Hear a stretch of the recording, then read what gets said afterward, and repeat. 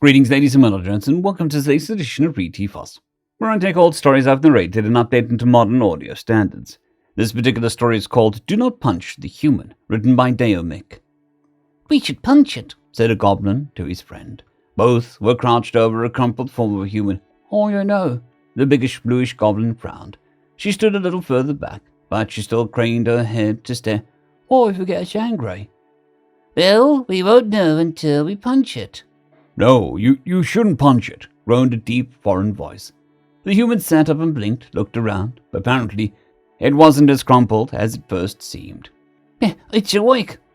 It's awake. Well, if we punch it, then it won't be awake anymore. The human mumbled and flicked its hands. Both goblins scampered back, and when the purple bruises on its face faded away, with another gesture, the mud on its clothing hardened and fell to the floor. Oh, it has magic. Never mind, let's not do that. Good decision, the human said, sounding weirdly amused. Now, what are two goblins like you doing so far from the woods?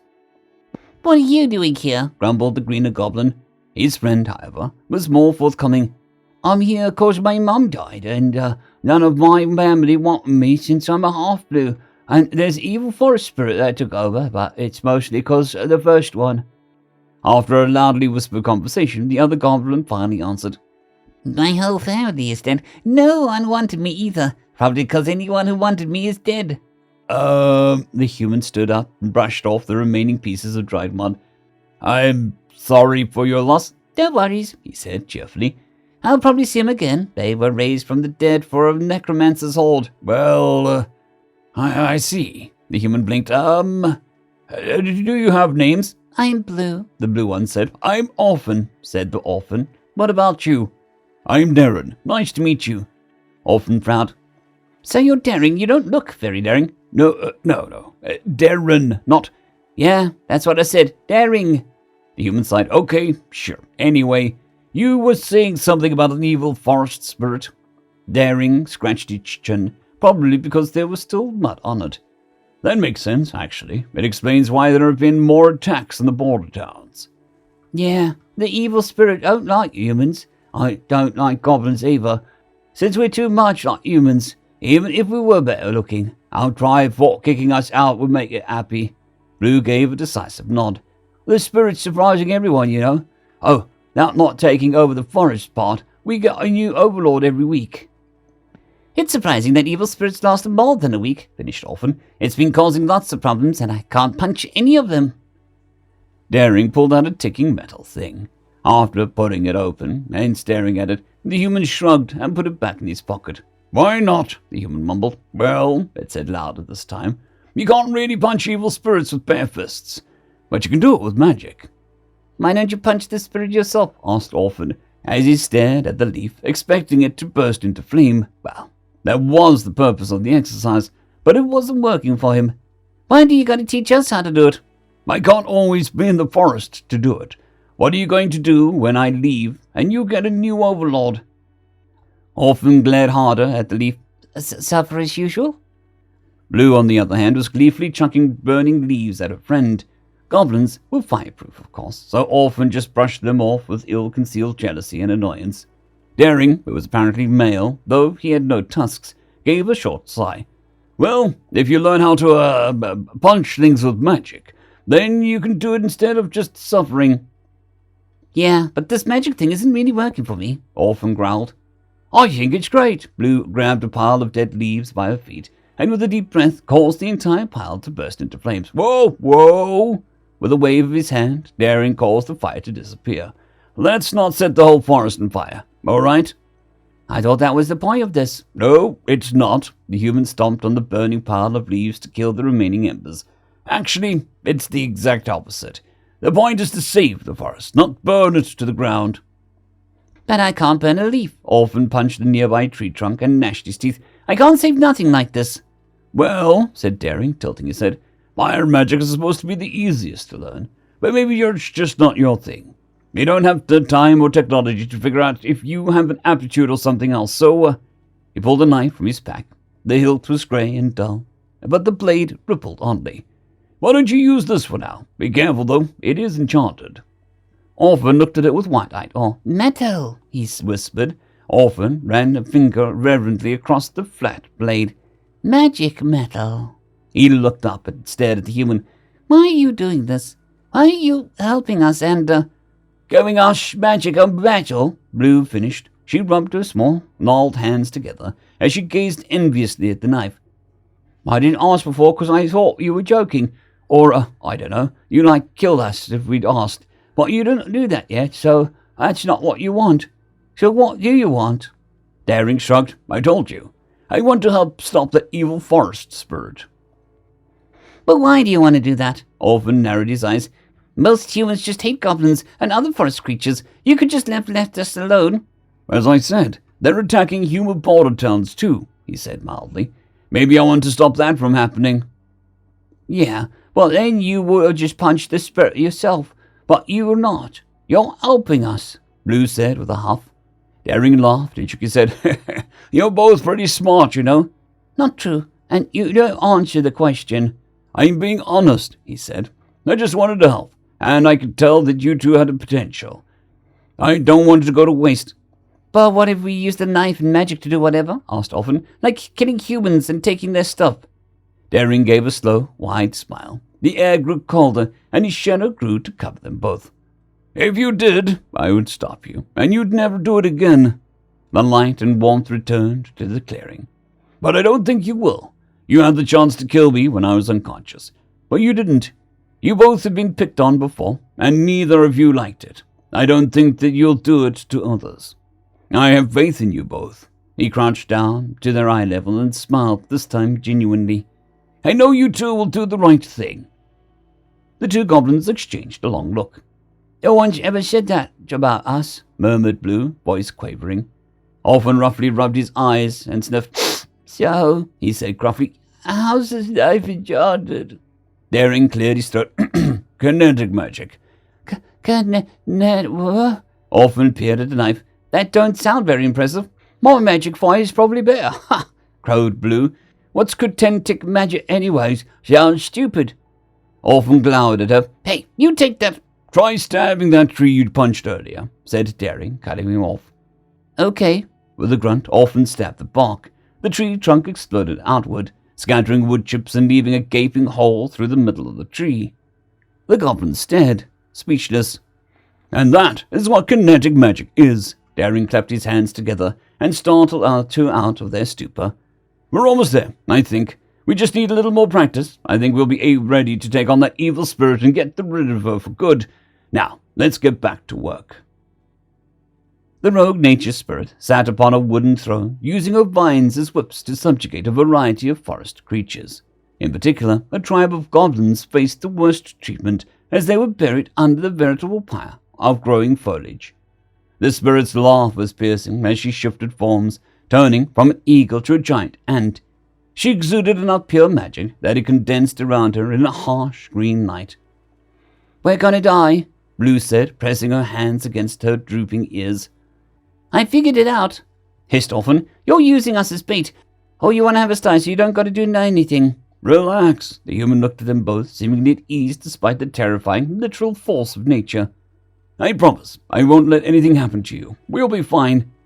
Blue's ears perked up. Well, she glanced at Orphan, we might be able to get our first blood in. He snorted. If we don't die first. No one will die, said Daring firmly. Just stick to the plan, all right?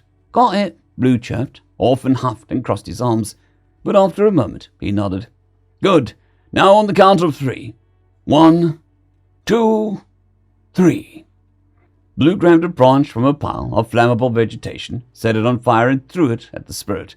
Her aim was spot on, but the nature spirit simply blocked it with a flick of her wrist. My, the rogue spirit crooned. Has filth entered my domain? Blue answered by pelting the spirit with more flaming sticks, but it was no use. The spirit's magic took care of it with no difficulty. Luckily, one of the makeshift torches had landed on a pile of brush, igniting the forest floor. With a scowl, the spirit began to smother the growing fire with several of her vines. Now, shouted Blue. As hard as he could, Orphan chucked the enchanted knife at the spirit. The spirit didn't even glance at him as it raised a vine, but instead of being blocked, the knife cut through the vine like butter. It continued on its trajectory, and impaled itself right in the forest spirit's leafy chest. The spirit looked down, and it barely had time to say, "Oh, shit," before its body burst into a shower of green goo. For a moment, the forest was completely silent. Then the formerly enslaved forest creatures threw off their vine chains and scattered into the woods, celebrating their good luck and deciding not to push it. "We did it!" The two goblins bumped heads and cheered. "I can't believe it! We destroyed the spirit!" Daring laughed. "See? I told you." The wind picked up, and the leaves swirled faster and faster until a dense cloud of leaves had gathered in the middle of the clearing. A burst of green light flashed from the center of the mass, bright enough to blind, and coalesced into a large humanoid form. The glowing being raised her arms and screamed. The two turned to stare at Daring, who turned unbelievably pale, even for a human. "I don't think it's dead," said Blue. "Why isn't it dead?" "Because that's not a rogue forest spirit," Daring murmured. "That's a rogue forest god." "Oh," Orphan covered his eyes. "Then we're really dead." "No." Daring inhaled deeply and stretched out his fingers. Then he exhaled and clasped his hands together. "Don't worry. I'll take care of this." "Can you take on a god?" Blue asked dubiously. The god screamed again, causing the three of them to wince and cover their ears. "Probably not," with a grunt. Daring bent down and picked up one of the larger branches from Blue's pile. He hefted it experimentally. "But I have to try." "But why?" Orphan gaped at the human. "You don't even got no weapons." Daring gave the two goblins a somewhat wobbly smile. "I gave you my word, remember? I said I'd get rid of that rogue spirit, and I will." With one last deep breath, the human strode into the clearing. "Hey, tree fucker!" he shouted, waving around his stick. "Why don't you go die in a hole?" "Die! Die! The god screeched back, summoning a horde of ants that covered the floor. Daring smacked his stick on the floor and catapulted into the air, far out of the reach of the ants, seemingly to no effect. He waved his hand. The crackling and burning air was the only warning for a bolt of lightning that pierced the god's hand. In response, the god only hissed, growing 4 arms to replace the 2 she'd lost. Though he was panting, Daring raised his stick again. "Bring it!" "Holy ball sacks," said Blue from her place behind the tree. "We've got to help." Orphan straightened from his crouch. "We can't let him fight by himself. It's not right." Blue hesitated for just a moment. "Well, we still didn't get blooded, right?" Her ears twitched upwards. "We can't let Daring get all the glory. We'll probably die, but it won't matter." "Yeah." They both winced as Daring was backhanded into a tree. "So," said Orphan, "what are we going to do?" Blue grinned in response, showing all of her pointed teeth. "We're going to make a distraction." Sweat and blood dripped from his face as he leaned on his charred stick.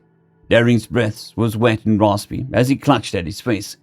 "Filthy human," the god moaned, skittering towards him on 12 legs. "You're among they'll not die." "I've heard that before." Daring's weak laugh turned into a deep cough. "That's my specialty." "Pollute me no more." The god raised a large arm, preparing to strike down and crush the human into pieces. Then the crackle of flames diverted the god's attention. The underbrush of the forest was covered in a carpet of fire, and the flames were quickly creeping towards the crowns of the trees. The 2 goblins were standing amidst the fire, waving. "Look over here," shouted Orphan. Blue tossed a smouldering pine cone from hand to hand. "Yeah, what he said." Disregarding the human, the god raised its arms, sending a wave of vines to smother the fire and the pesky goblins. Just as the flames had died to embers, a flaming pine cone sailed over the god's head and started up another fire on the other side.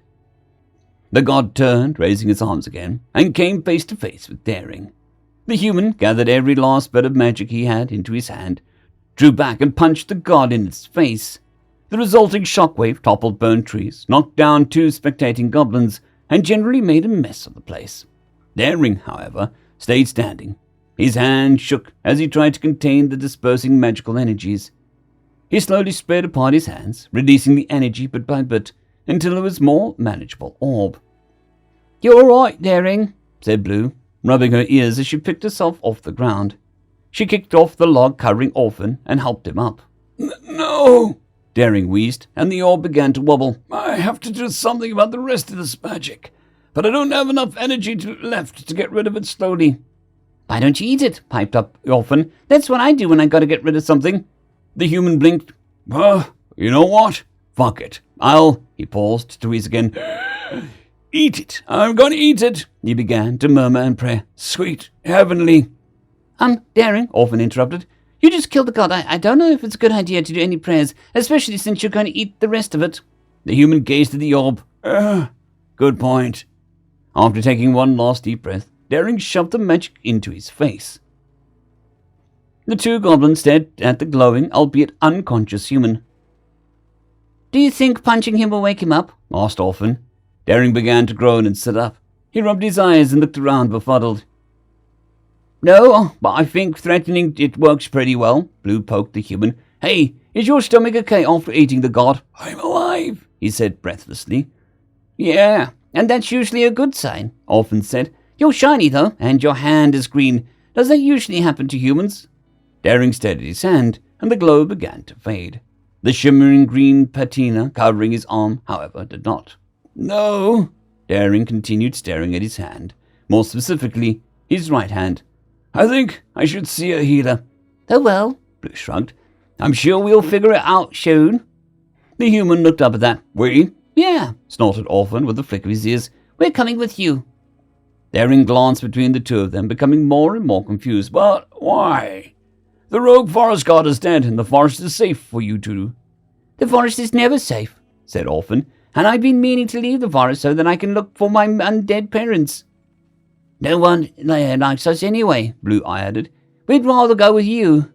Besides, who'd help you kill rogue gods if we weren't there? Daring gave them a long look, then he smiled.